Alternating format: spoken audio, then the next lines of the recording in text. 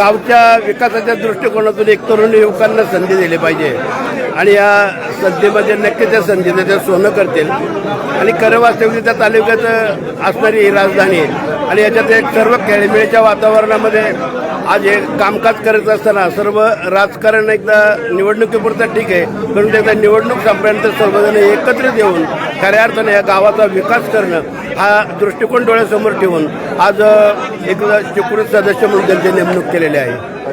खरं तर उपनगराध्यक्ष पदासाठी बिनविरोध निवड व्हावी अशा पद्धतीचा विचार पुढे आला, आपण त्याला सकारात्मक पाठिंबा दिला, त्याबद्दल काय सांगाल?